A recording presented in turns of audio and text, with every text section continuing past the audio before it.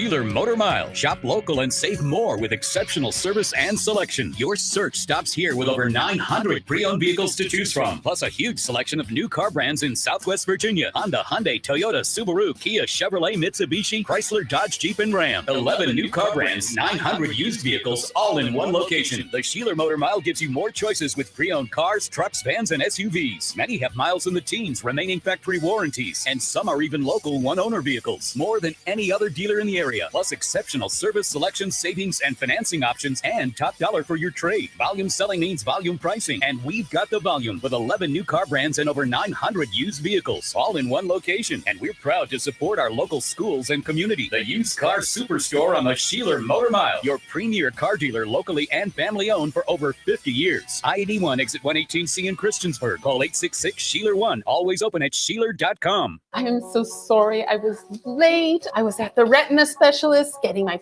first AMD treatment. I was worried that the injection would hurt, but it was much better than I expected. I'm so glad you're getting your AMD treated. Did you go to the same retina specialist that I see for my diabetic retinopathy? Yes, and I was already having blurred central vision. And the retina specialist told me that by treating it early, I had a better chance of saving and even improving my vision. It's important that we see an expert for our retinal conditions. A retina specialist also treated my son when his retina detached several years ago. The surgery saved his sight. When your vision is at risk from retinal disease, you need the expertise of a retina specialist. Retina specialists are highly trained physicians and surgeons who treat retinal conditions in adults and children, as well as severe eye trauma. If you experience blurred central vision, a curtain-like shadow in your vision, floaters, flashing lights, or wavy lines, see a retina specialist as soon as possible.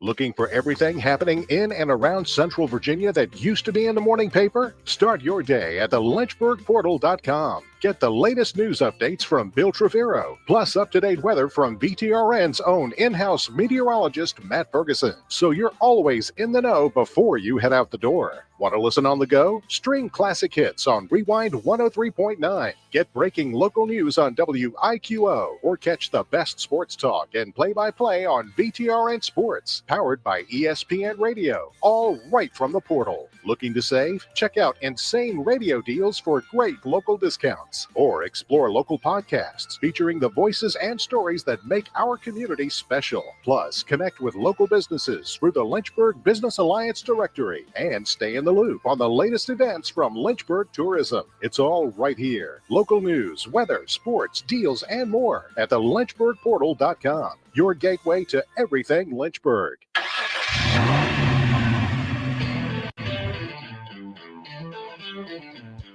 You're stepping into the fast lane on the VTRN Sports app, 93.3 FM and 1320 AM Lynchburg, or by asking Alexa or Google Home, open VTRN Sports Lynchburg.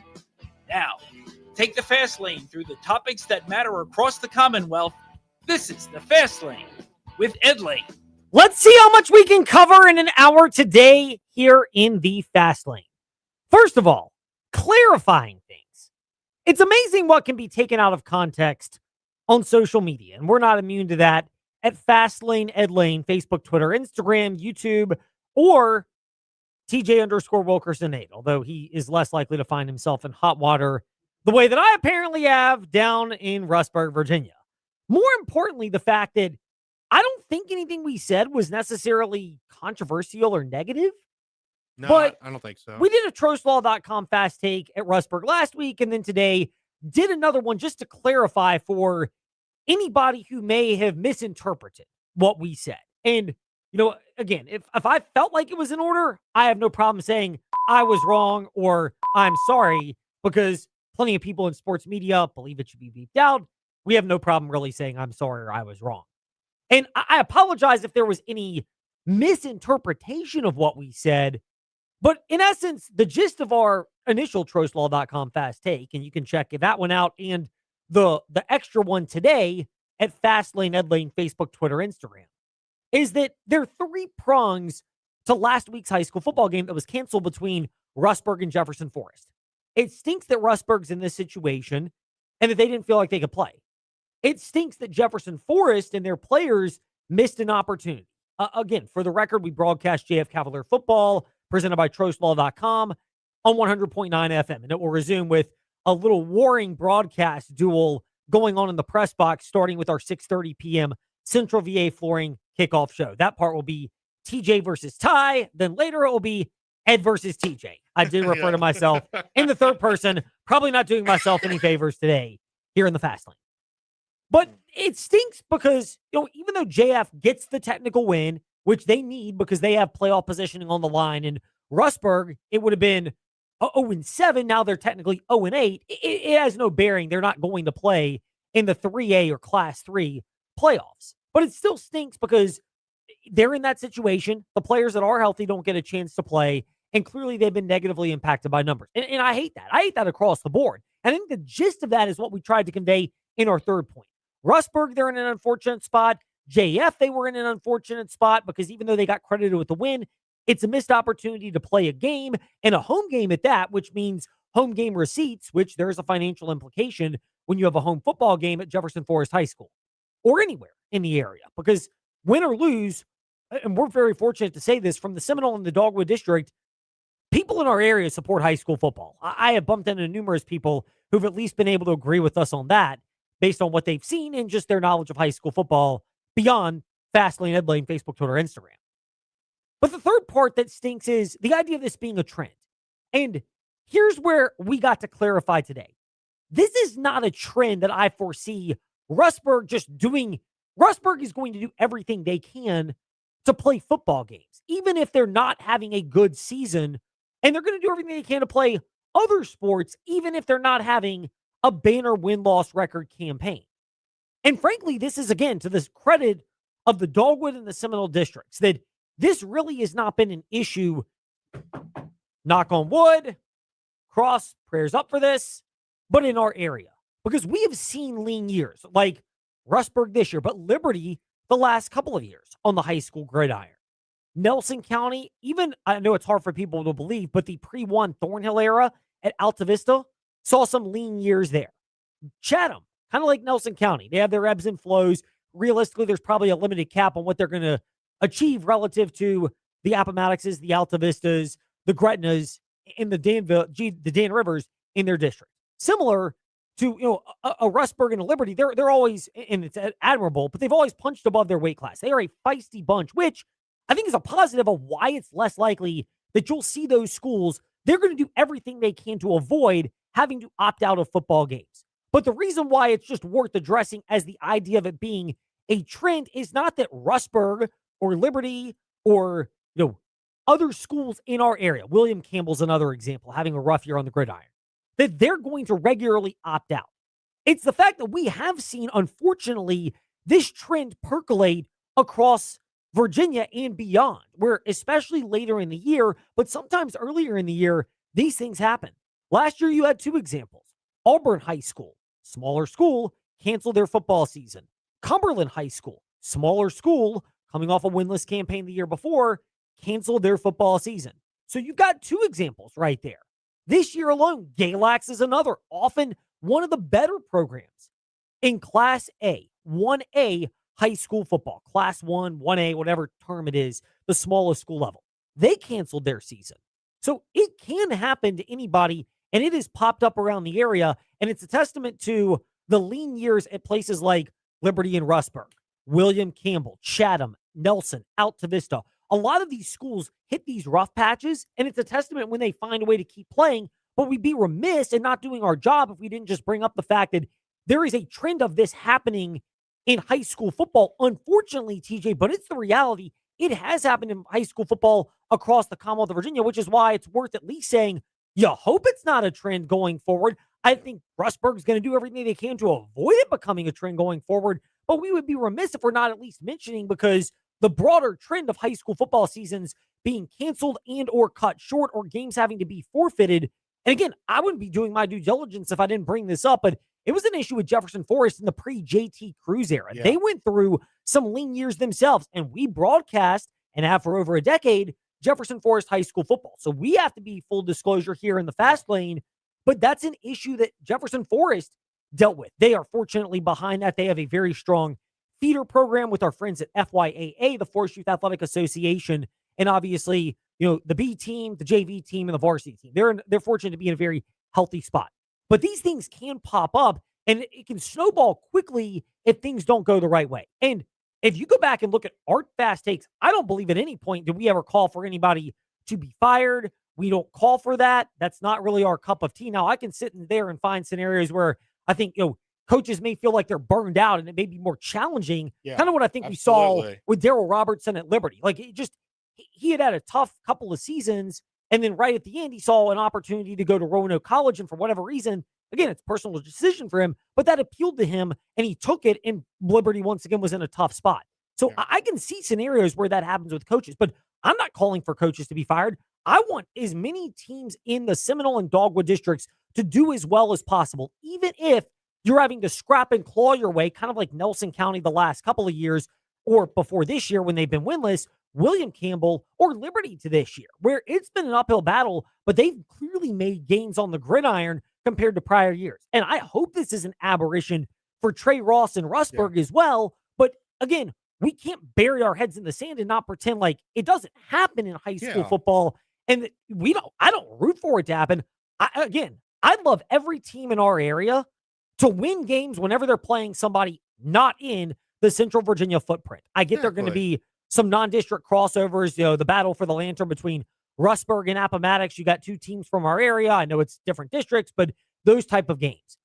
But generally speaking, it's better for us, TJ, if more teams in our area are doing better because there's more fan interest. And frankly, they're high school athletes. I want them to do as well as possible because even if they don't win, the amount of work that the players and coaches invest into their seasons, even if it's just a couple wins like Liberty this year, you like to see it rewarded with some kind of victory. I think it was an avid question because a majority of their team was hurt. So you got to wonder, okay, we're in this spot. We aren't playing for anything anymore. Do we put these kids' lives or risks at harm? I mean, especially with expensive medical costs these days, like it was an avid question to ask. Would Rustburg do that? And not that we indicated it, we didn't, but there's plenty of times it happened. William Fleming almost did it themselves when they went 0-10. Yeah. I mean, and look, and this has happened. You mentioned that's another great example. This can happen across the area. And again, I'll give kudos to Rustburg. I know there's some folks down there that may not think we would ever do this, although, we've done it before and said they've routinely punched above their proverbial weight class, being a smaller Class 3 school in the Seminole District. Yeah. And routinely, they're a 6, 7, 8 win caliber team that scraps out wins.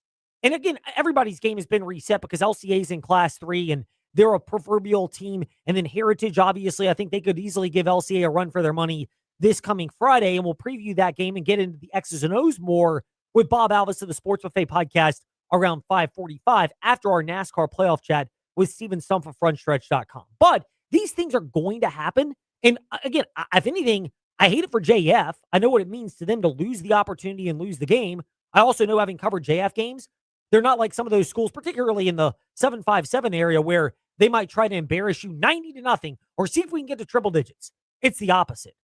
They try to get to a running clock, and they're literally going to bleed the clock dry, including with a running clock in the second half. Games that may end 42-0 could easily end 73-0.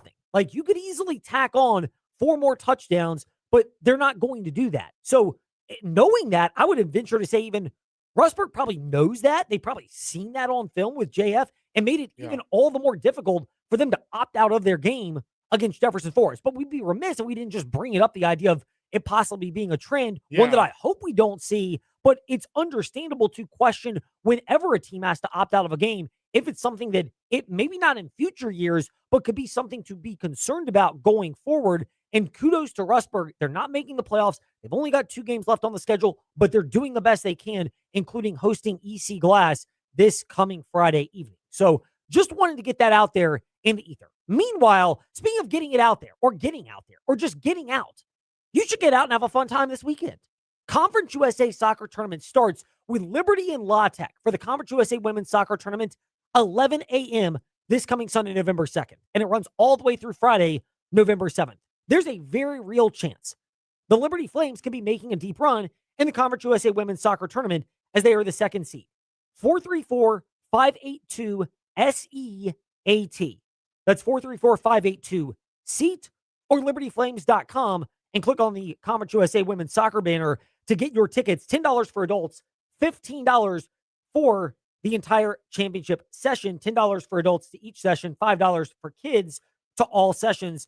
Conference USA students, including Liberty students, getting in for free with their ID. Meanwhile, free. Nothing's free right now, but I thought they brought up a great point about the Virginia Cavaliers in the morning warm-up, which is one thing that we can discuss on part 1 of part 2 of getting into the weeds.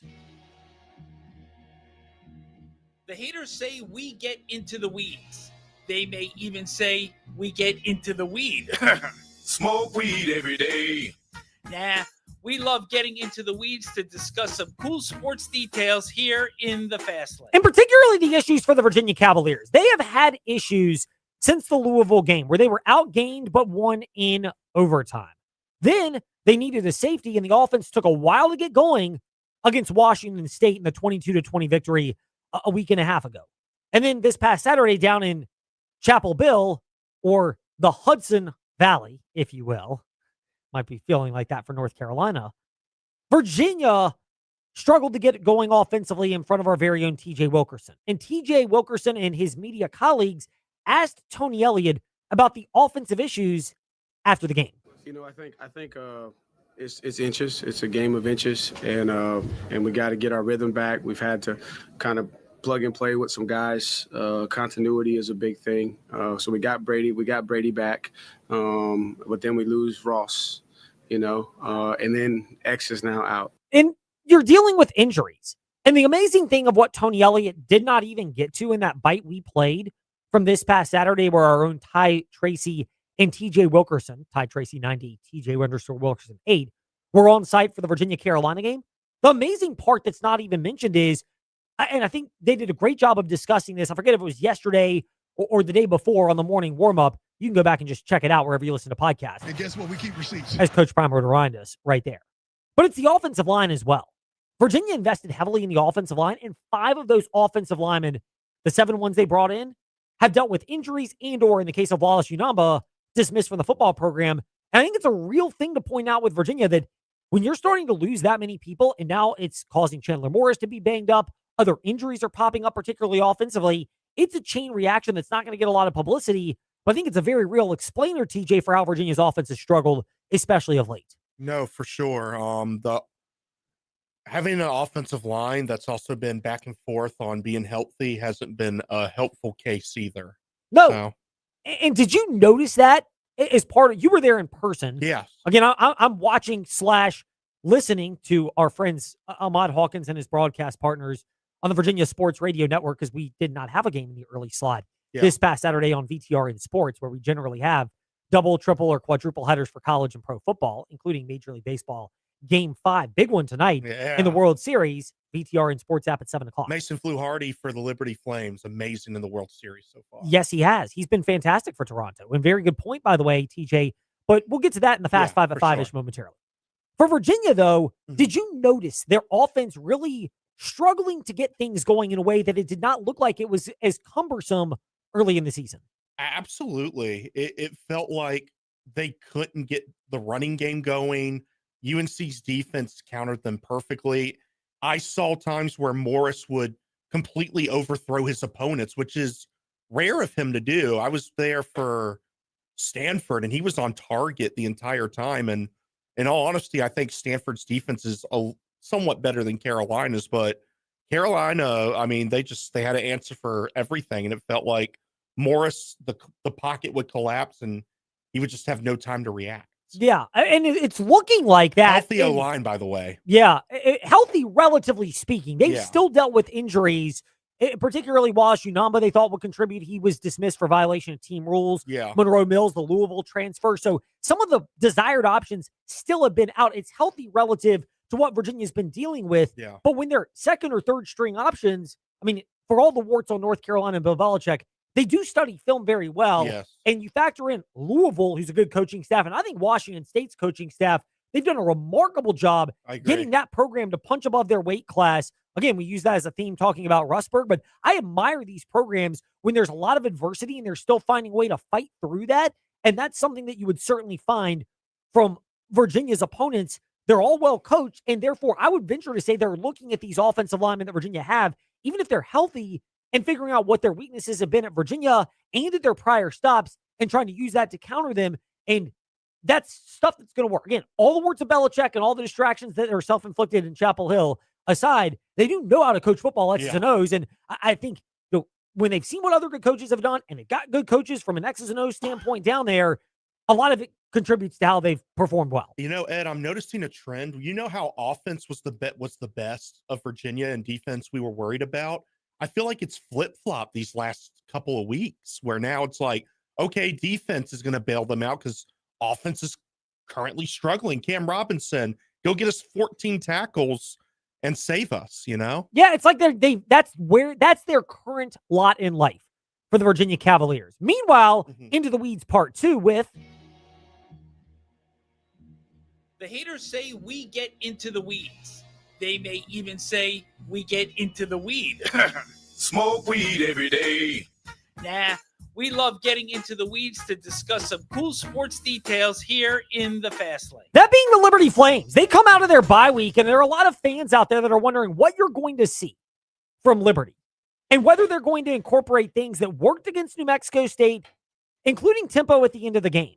And Ethan Vasco was asked about this, and no doubt quickly he got to defensive, and understandably so, of his offensive coordinator, Willie Korn. Players generally, if they like their school and coaching staff, they will defend them. But there were some nuggets and takeaways worth noting that, maybe Liberty will have a little bit more of that.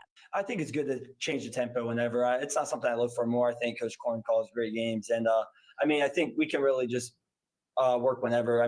If it's tempo, if it's not tempo, just playing our offense and playing our way. If we're playing at a high level, we're able to do whatever. So, that's something we work in practice all the time, 2-minute drills, and just be able to have one in the game. It worked really well, and we know we work it every week, so it was just comfortable. Is there a level of hyper focus that happens in a situation like that? Because it seemed like you guys were pretty crisp with that. Yeah, it just, once it started, you kind of just get into a zone and we're moving down the field and, we have to move quick. So just being able to get quick completions and work down the field and have a big drive, it came pretty natural. So getting into the zone part of what Ethan Vasco said, that's the takeaway for me for Liberty in terms of, I don't think they're going to use a full tempo offense. Like this is still a run heavy huddle, run the football, kind of a modern option style offensive attack, but they can throw the football. And when they've done it well, maybe not in high volume, but well enough, it really is when their offense has been humming. They're a bread and butter running offense, but when they've had the threat of a connected passing game, see 2023, not the last year and a half, this offense, I think, is still very potent and very deadly. And I think it's reasonable to expect Liberty to be able to kick that passing game in to an extent. The shoulder injury is the non-throwing shoulder for Ethan Vasco. You do want him as a threat running the football, and you have to manage that if you're the Liberty Flames. But I look at them the rest of the way and see a scenario where if you can add some different wrinkles and do it at different times, it can really keep teams guessing and complement what's been a very good Liberty Flames ground game. Yeah, absolutely.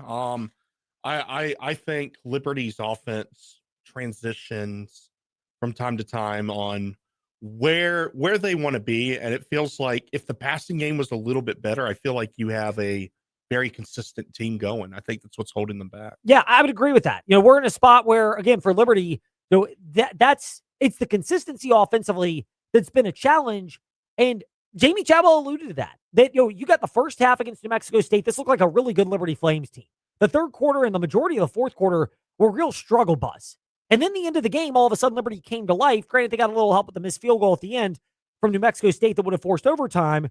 But there's a level of confidence the Flames can at least take, and their challenge as a coaching staff and as players has been channeling that. There was a lot of confidence coming off that field, confidence in Ethan, just confidence overall that, hey, when we do things the right way, we can go score points. It's carried over into practice as far as just the belief they have where, you get some guys that are banged up a little bit, they're getting back healthy.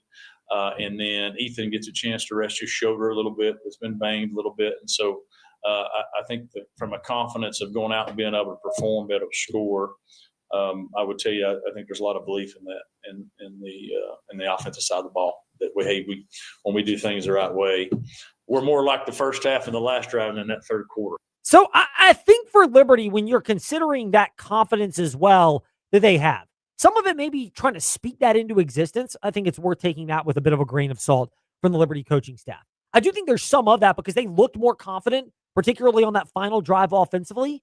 But you're dealing with injuries, which can create second guessing. You're still, as much as they've believed Ethan Vasco is a fit for what they want to do offensively, there's some growing pains in the early going. And I think for Liberty, this is where, again, you want to incorporate some other things and you want Vasco to be healthy. But if the game can slow down for him mentally and he can get up to speed physically, I know I'm not breaking news here. I don't think we've seen enough out of Ethan Vasco where you're going to go like, oh, somebody's going to outbid Liberty for his services. There's just not enough of a body of work to justify that on the quarterback market, as desperate as teams are for that particular position.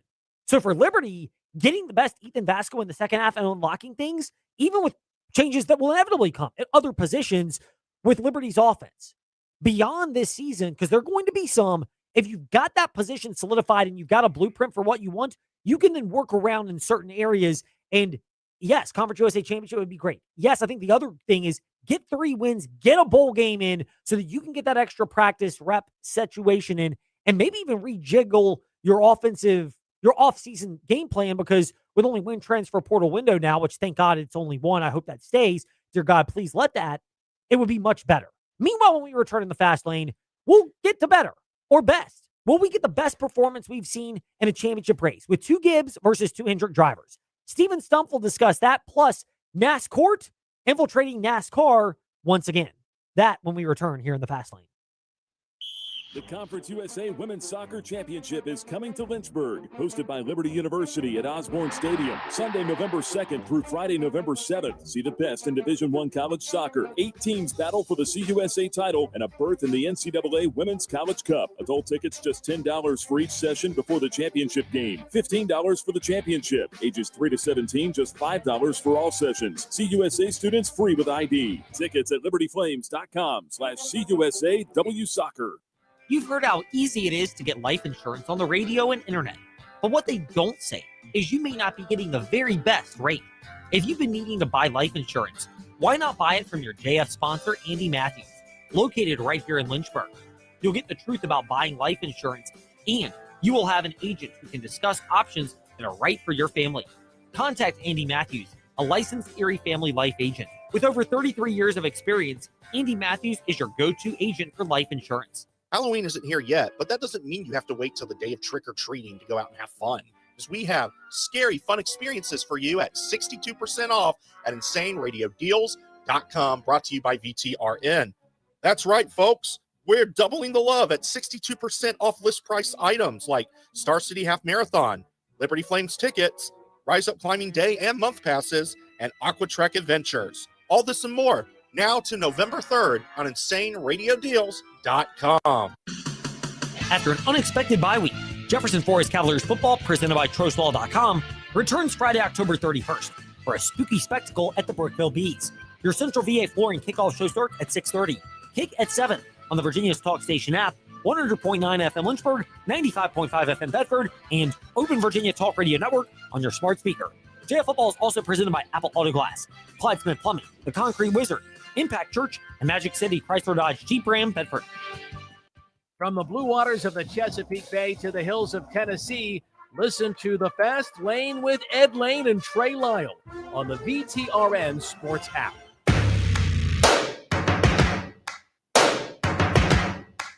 Step into the Fast Lane 24/7 at Trey Lyle VT and Fast Lane Ed Lane on Facebook, Twitter, Instagram, YouTube, and wherever you listen to podcasts. Now, back to the Fast Lane. 1 to go. Not white flag on the race, white flag on the season. And joining us now to look at the season finale at Phoenix Raceway for the truck Friday night, Xfinity Saturday night, and Cup Sunday afternoon into the evening is Fonstretch.com's esteemed and to be on-site reporter, Stephen Stumpf, who's with us in the fast lane. Stephen, great to be speaking with you. We appreciate your time despite the communication challenges. Brian Nolan, got to throw him under the bus there. It's an easy way to give Brian Nolan a hard time, but we do appreciate your time here in the fast lane, Stephen. First of all, before all of that, will NASCAR have a settlement by the end of this weekend with 2311 and Front Row Motorsports, or are you going to believe it when you actually see it? I think it's believing when it happens or if we see it. It's that whole situation's been so volatile, changing all the time. I feel like though, especially since Denny is going to be racing for a title and might win it, I feel like something would probably get resolved by then. But again, there's been so many hoops, ups, downs, valleys in this that I'm not leaving anything until it's official.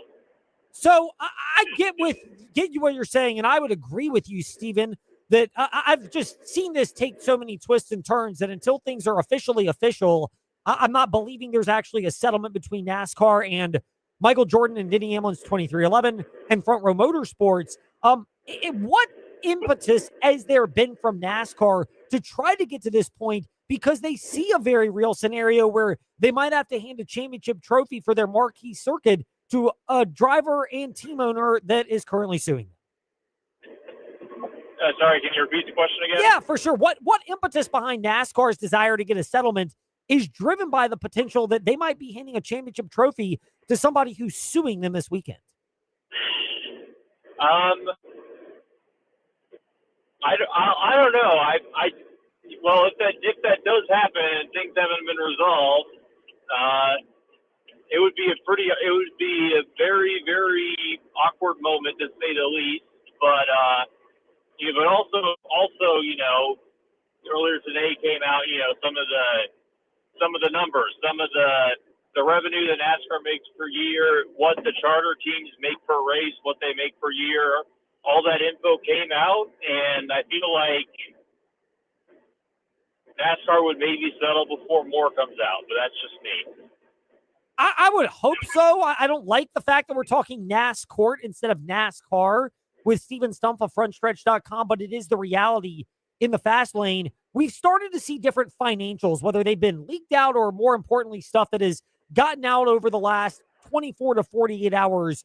Is that damaging to NASCAR? Is it damaging to the NASCAR teams, particularly the idea of them having lost money, NASCAR teams, over the last couple of years? How do you interpret that? I mean, I don't think there's really a good time for any of this to come out, but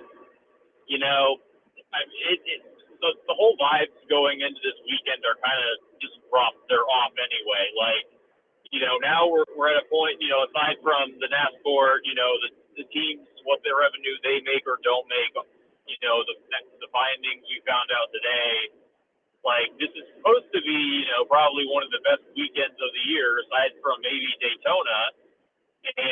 But we're focusing on that, and we're also focusing on the playoff format, the championship, the flaws with it. And we're at a point now, it's been under, the format's been under scrutiny all day or all year, and and it's like it seems like the writing's on the wall that this weekend's gonna be an end of an era. Whether in one way or another, I don't know exactly what will happen for next year, but considering that it seems to be open season on criticizing the format, it's clear that, things are going to change. Steven Stumpf at Steven_Stumpf on Twitter and Instagram and with Fonstretch.com. Joining us in the fast lane, he is on his way to NASCAR Championship Weekend at Phoenix, and we appreciate your time, Steven.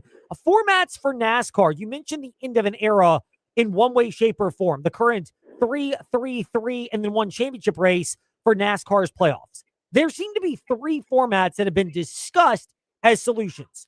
36 races the old school way. I hope they at least get rid of the hard to explain to my wife/mom Latford point system. I can get behind 36, but we got to get better than that. Meanwhile, the other ones have been the old school, the initial 10 race playoff, just how well you do over 10 races. Then there's the idea of 3 races, and 4 championship races to determine this. Which one do you believe is going to gain momentum, or are you reserving the right to change that stance after this weekend being in Phoenix?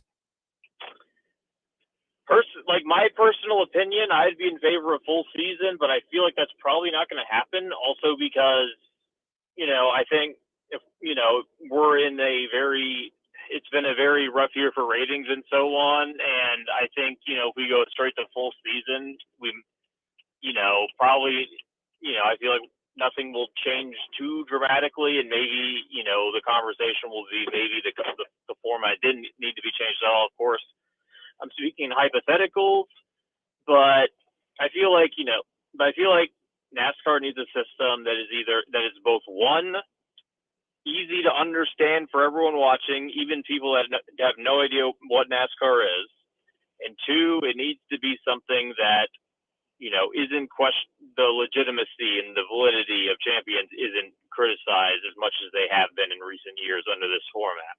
I mean, like, for example, Corey Haim, Connor Zilic could not win their titles this year just by 21 combined wins. Like, come on.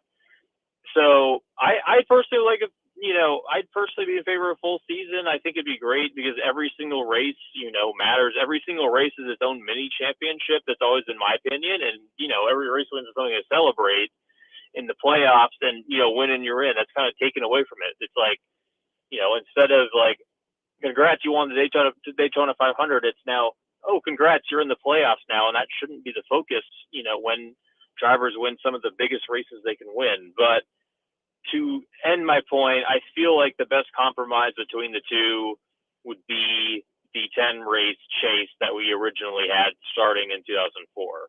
You have the regular season, you can still have the regular season championship, but no winning you're in. Top 10 guys on points, or however many they decide to put in, and then 10 races, no resets. It's not a 36 race sample size, but it sure isn't a one race sample size. So I think, 26 and 10 would be the best balance between the two, and make not everyone happy, but make everyone just, agree a little bit more than the two extremes.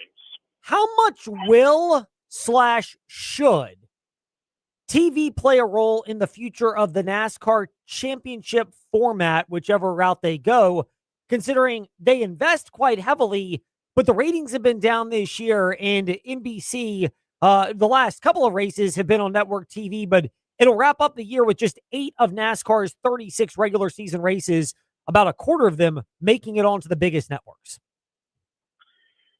Yeah, that is, when the new media deal came out, like, the amount of races off network TV was the biggest fumble, and probably one of the biggest fumbles in recent memory. I mean, it's hindsight's 2020, but, we're at a point now where even like some regular season races in, the middle of the summer are getting below 2 million viewers, which is almost unheard of, throughout even NASCAR's lowest points, and just so many of the marquee races are off network TV, like the Bristol Night Race, Southern 500, they're on USA. I know football season's kind of there, but it's frustrating that because I feel like those are two races that should be on network TV. And I think also just, Talladega, we finally got back on NBC, but that ended a stretch of where just 2 of 30 races were on network TV.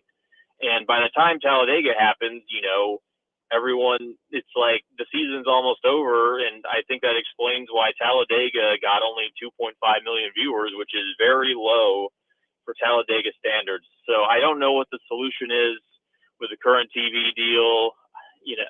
It's unfortunate if we're stuck with USA, Fox Sports 1 for as much as we are until through 2031. But I feel like if the ratings don't improve at all, push is going to come to shove, and I feel like eventually there's a need where NASCAR will have to be on network TV, at least way more than it is right now. An interesting way to wrap this up, Steven, how likely is it that the ratings improve as Sunday afternoon's race at Phoenix progresses, because Denny Hamlin is at, near, or on the verge of taking over the lead, and therefore NASCAR having to hand the trophy to a guy that might still be suing them piques some interest and drives some people to the championship finale race? How do you see this one unfolding? Ratings wise, I'm not sure. I mean, I feel like if the lawsuit was bringing more eyes to NASCAR, it hasn't been reflected in the ratings. So I don't think it would change that much in Phoenix, but I am excited that, for the Cup race, I think it's very wide open of who can win it. Every driver of the four has won at Phoenix. Two of them have won at Phoenix in the next gen car. Two teams, JGR, Hendrick, very evenly matched, and I think that's what's going to make this Sunday especially very fun, because it's one where it doesn't really have a clear favorite, but and that's going to I think that's going to pique the intrigue up, and I think every single driver has the storyline, like Denny Hamlin. 20 years of trying, 20 years of frustration. Can he finally win the championship in his 20th season and become the second oldest champion ever? Could Briscoe win his first title in his first year at JGR? Could Larson continue his greatness by winning a second? Could Byron finally close the deal after two previous misses and when he won the regular season championship this year? So even though I'm not a fan of the format we've had the last decade, I think the Cup race, at least, is going to be a very, very exciting race. I'm looking forward to it. We'll see how this one wraps up this Saturday. Well, Friday, Truck, Saturday, Xfinity, and Cup on Sunday. Steven, thank you for your time in the Fast Lane. It was great to chat with you. Enjoy your time down in Phoenix. Absolutely. Going to be a fun weekend. Steven Stumpf of Fonstretch.com with us here in the Fast Lane, looking ahead to the NASCAR race weekend at Phoenix. Meanwhile, Bob Alvis of the Sports Buffet podcast. We'll get to him, and then if we have time after that, we'll get to the Fast Five at 5-ish, looking at plenty of things that have gone on in the last 24 hours, but some beyond that. That when we return, looking at the big games on high school football this weekend with Bob Alvis of ABC 13 WSET.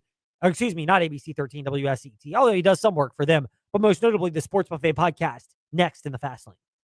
It's so worth the drive to big savings at the used car superstore on the Sheeler Motor Mile. Shop local and save more with exceptional service and selection. Your search stops here with over 900 pre-owned vehicles to choose from, plus a huge selection of new car brands in Southwest Virginia. Honda, Hyundai, Toyota, Subaru, Kia, Chevrolet, Mitsubishi, Chrysler, Dodge, Jeep, and Ram. 11 new car brands, 900 used vehicles, all in one location. The Sheeler Motor Mile gives you more choices with pre-owned cars, trucks, vans, and SUVs. Many have miles in the teens, remaining factory warranties, and some are even local one-owner vehicles. More than any other dealer in the area, plus exceptional service, selection, savings, and financing options, and top dollar for your trade. Volume selling means volume pricing, and we've got the volume with 11 new car brands and over 900 used vehicles, all in one location. And we're proud to support our local schools and community. The Used Car Superstore on the Sheeler Motor Mile, your premier car dealer, locally and family-owned for over 50 years. I-81 exit 118C in Christiansburg. Call 866-SHEELER1. Always open at Sheeler.com.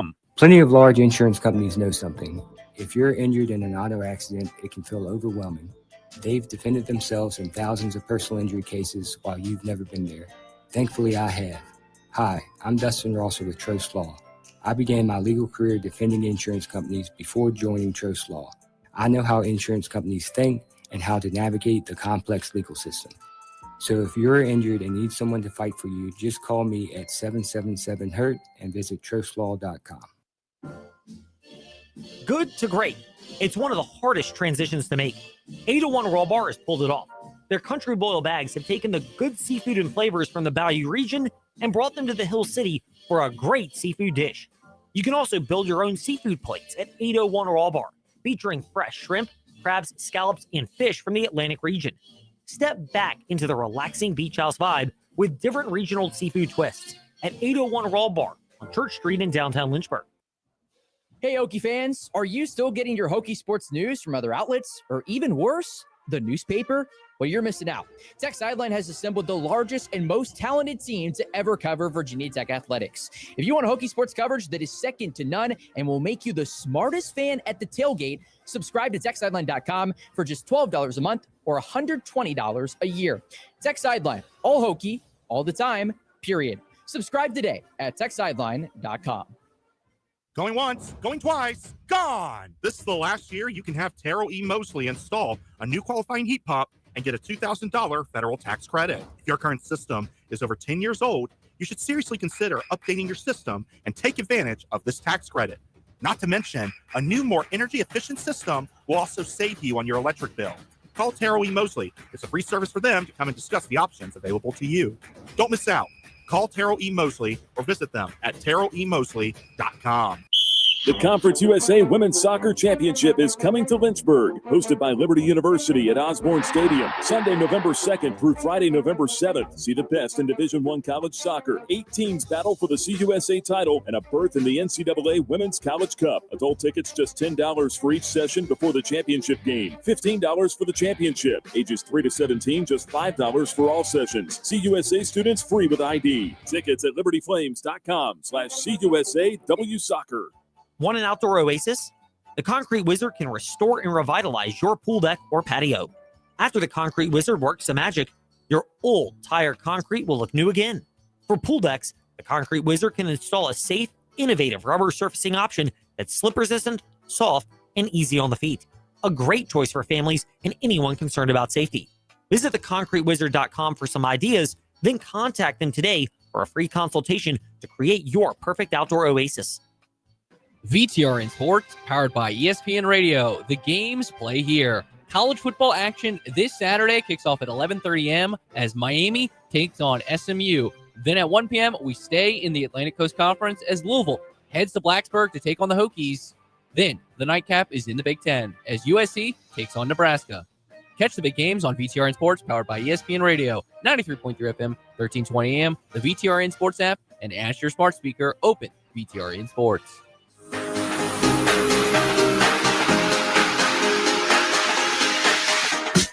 Step into the Fast Lane 24/7 at Trey Lyle VT and Fast Lane Ed Lane on Facebook, Twitter, Instagram, YouTube, and wherever you listen to podcasts. Now, back to the Fast Lane. I swear we're going to get this out of the way because I don't really want to spend any more time than we have to discussing, once again, we've talked NASCAR with Steven Stumpf of Fonstretch.com. Now there's the high school equivalent of that with the unfortunate multi-pronged situation involving Brookville, the Logan Thomas family, the Seminole District, and the VHSL. But it's still there. Now it looks like they will not play until a resolution is reached. Bob Alvis of the Sports Buffet podcast with us here in the Fast Lane. Bob, great to be speaking with you. You hope a full resolution is reached one way or another. And personally, I'd love to see them play. To me, I just think Logan Thomas family, I think Brookville, regardless of where he and his family would live. And I've given my 2 cents on how, plenty of times players have transferred from one public school to the other and all sorts of sports. But is there a benefit to Brookville, even if they're not playing, of at least giving them some clarity on where things stand rather than having to wonder once again what's going on? Like sand through the hourglass, so too are the days of our lives. That's what it feels like this is becoming now. No fault of really anyone, but like you said, would it help if there's some clarity? I mean, this has happened before, but not to the eligibility status that I know of. When Bob Alvis was a little one, EC Glass had this happen a few times, but I think it was more of academics, and that's when 6 weeks were different than semesters. So I think it happened where they had to forfeit a season, but it was after the end of the season was over. It's kind of like Michigan having to take down the banner, but we all know they went to the Final Four.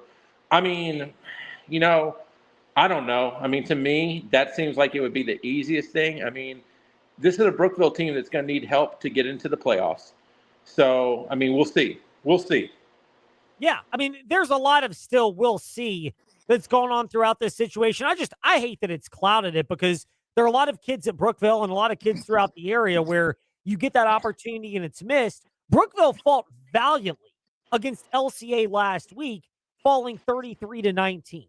They get ready to battle Jefferson Forest in a game that will feature a clash, the battle of the broadcasters.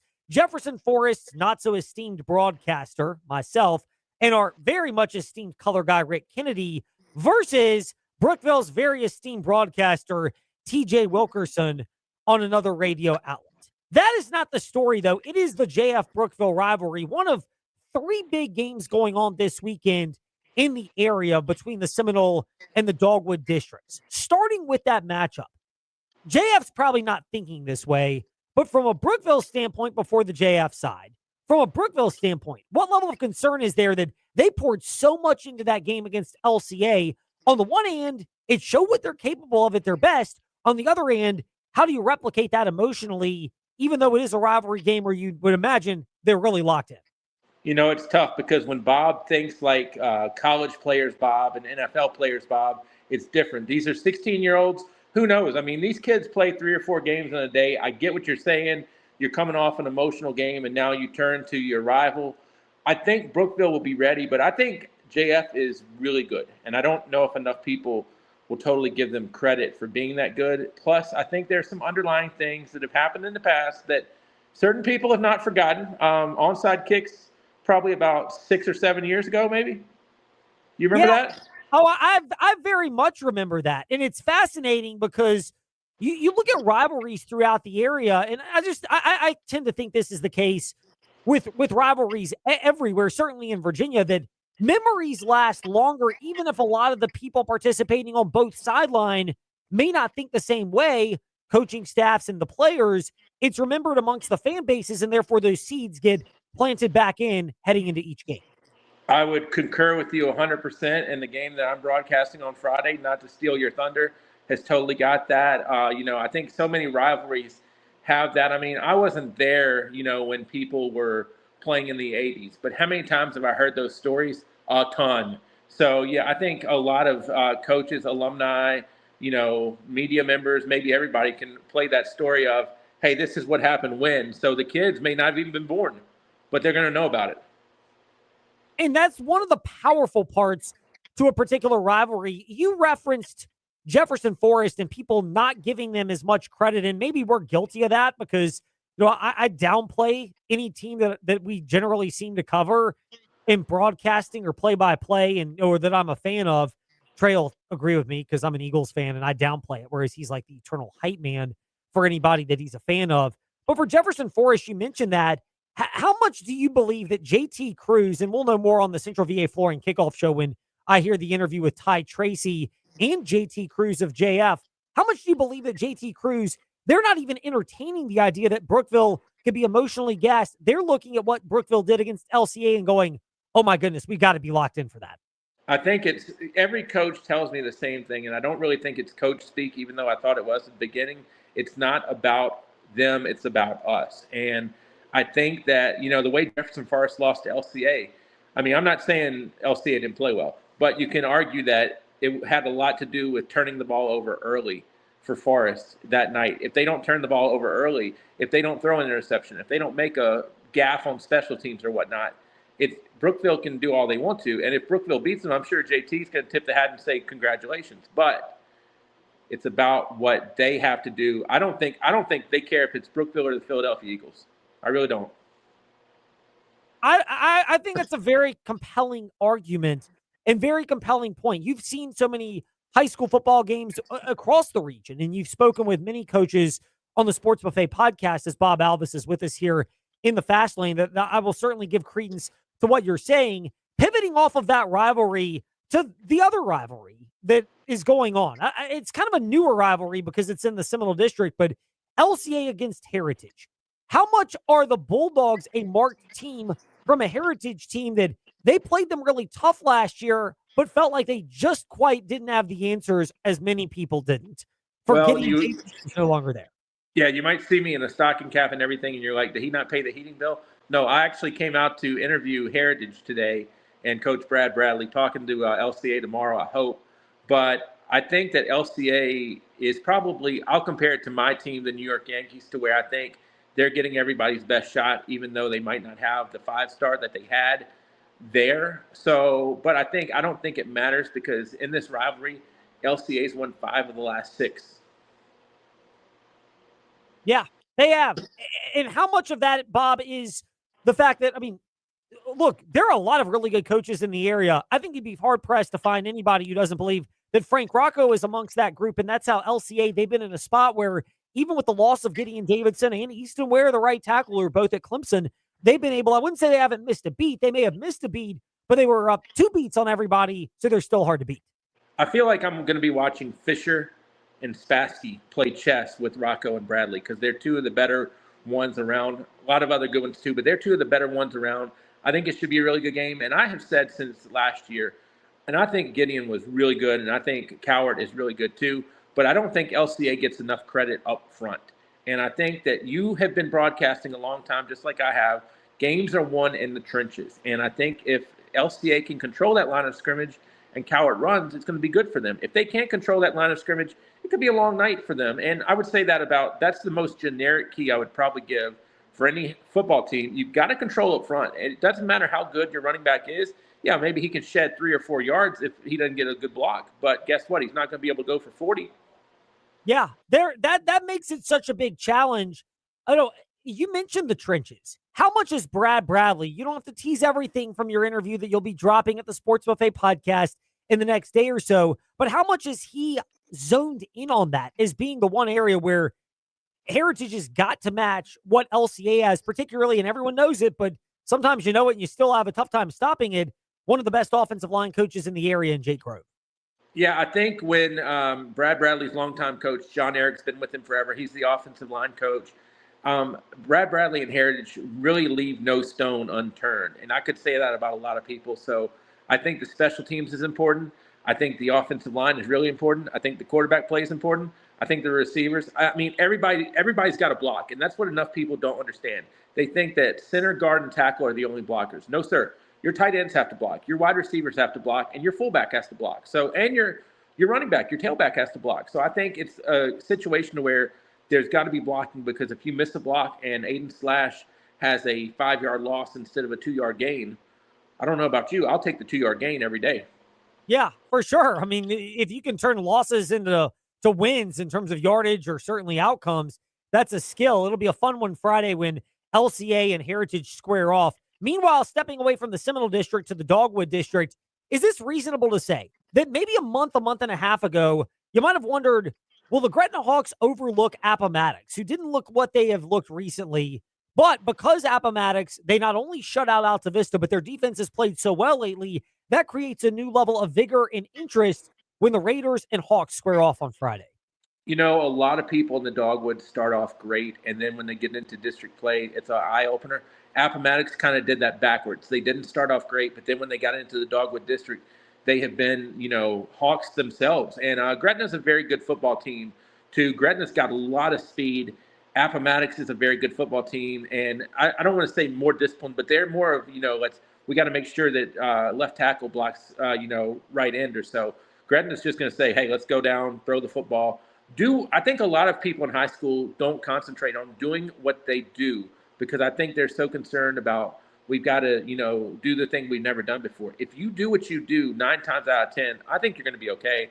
I think Gretna is a very good football team, and they're going to have athletes galore. And Appomattox has got athletes too, though. So that's the thing. It should be a really good football game. Yeah, I look forward to it. We always look forward to the insight from Bob Alvis of the Sports Buffet podcast. He'll have more coverage dropping over the next couple of days for high school football, as he will throughout the weeks in the future, including high school basketball and other sports as they unfold. Bob, thank you for your time in the Fast Lane. It's always great to catch up with you. Hey, bundle up on Friday, because it's going to be a cold one, I think. Indeed, I will. I'll be glad if they have heaters over at that press box over at Brookville High School. Bob Alvis, ABC 13 WSET. We'll go a smidge over so that we can cover some topics quickly in the Fast 5 at 5-ish. It's time for Fast 5 at 5-ish. 5-ish minutes on 5 relevant topics done around 5 p.m.-ish. Ish, because our counting skills are kind of ish. Let's start with number 5. Washington, one goes in, the other goes out. The one that looks like he might be coming in is quarterback Jaden Daniels, where it looks like he might be back to playing this coming weekend. The final game of our Sunday slate of games, Sunday Night Football, that you'll hear on the VTR and Sports app and 93.3 FM. But Terry McLaurin, star wide receiver, re-injured his quad in the loss to the Chiefs and has already been ruled out of the game against Seattle this coming Sunday.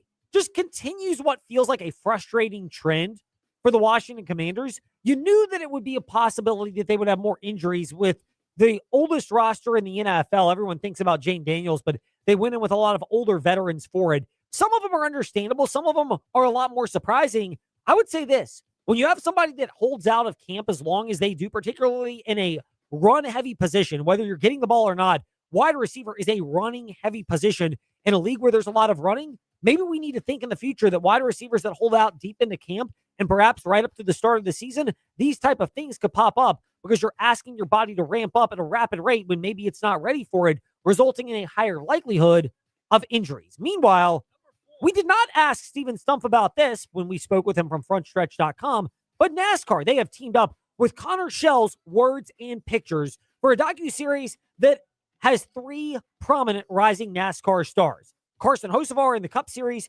Jesse Love in the Xfinity, and Raja Carruth from the Truck Series, although Carruth will have a limited riding opportunity with Dale Jr.'s, basically Hendrick Motorsports feeder team in the Xfinity Series next year.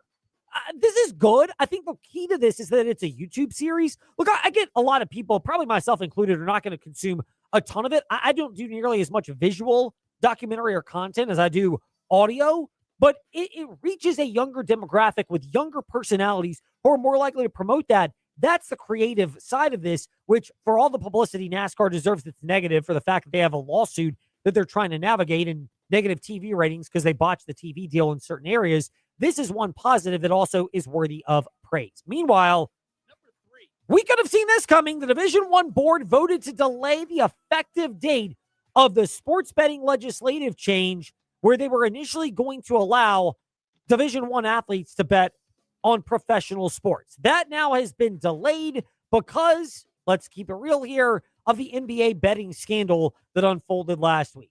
I understand and get this. I would go a step further in saying that when you're rev sharing with these athletes and these athletes are taking more money, there's a broader reach for them. And maybe to an extent, it does shield them from potentially being influenced, if nothing more than the fact we have plenty of people out there that do not know how to handle sports betting in a responsible manner. And look, again, full disclosure, I am fine with sports betting. I'll occasionally place the wager myself. If it loses, that does not constitute a necessary, it never is necessary, but it does not constitute a justification to send death threats or hate mail or messages to other people. But I am curious about this. If we're talking about plenty of fans engaging in this type of behavior at a venue, and security cameras and audio are more prevalent than ever before, particularly for larger events, can't we do something better to put these people behind bars? And a step further, if all these sports leagues, from college to the legit professional ranks, have got these partnerships with AI-based companies or computer technology companies, can't we do some kind of tracing, even if it's a fake account, to what the original account is for people that are stirring up trouble? I understand there's some people that just get off, pardon the expression, but can't help themselves with the idea of instigating negative behavior. It's just their thing to do. Well, if it's your thing to do, it should be the league's thing to do to track down people with burner accounts that are trying to hide their identity. Go ahead and bring them to light and find ways to punish them for engaging in threatening behavior. And if you can get in trouble, and I think you should, for engaging regular threatening behavior, cyber threats should also be a part of this. Again, the point of the punishment is to prevent you from committing the crime. I know there are people out there that will go, oh my God, don't you think that's too severe? I'll use my analogy. And I'm not the biggest fan of a lot of things going on in other parts of the world, including the Middle East, but I'll give them this one. In the Middle East, if you go out somewhere, and I've got friends who've done business over there, not just Michael Lombardi. Got to get to dig in there. But, and we love Michael Lombardi, but, let's just call a spade a spade. Other people, when they've gone to the restroom, they leave their wallets and phones on the table. No problem. You know why? Because if you commit theft over there, that hand gets chopped off. Guess what? Does it sound harsh? Yep. Does it deter you from committing the crime? Yep. If you can find a way to use these AI companies and these technology companies that all the sports leagues have partnerships with, and you're engaged in business with them, shouldn't part of the business deal being protecting your own coaches, athletes, and participants from negative reaction and using that technology and exposing people even with burner accounts? And if you don't want to be exposed by a burner account and all of a sudden you can't get your rocks off, pardon my French here again, by engaging in this behavior, guess what? Don't do it. Find a better way to handle this. Go see somebody that can help you through your anger management situations. Meanwhile, we pivot off of that to number one. The job market in college football was shaken up when LSU fired Brian Kelly, joining Florida and Penn State over the weekend. Obviously, those destinations are more desirable than Virginia Tech, but all three of those seem like the type of places where I think it's reasonable to say that it's more likely than not that they will poach sitting college football coaches, current head coaches. Again, I'd love to see somebody do what Georgia did when they promoted Kirby Smart, who was Nick Saban's defensive coordinator, and obviously it worked out very well for them. And I don't know all the best defensive coordinator and offensive coordinator candidates to consider. But there are going to be tentacles that are going to unfold because of that are going to create an impact on other openings like Virginia Tech and others that might pop up. And that is where it is worth monitoring. Meanwhile, tomorrow in the Fast Lane, TJ will have more commentary for you tomorrow and Friday.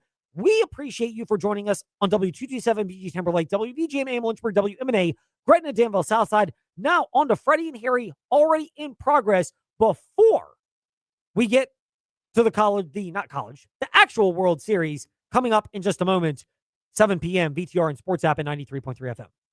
Defensive tackle. They had one of their top defensive tackles suffered an injury in Devontae Wyatt.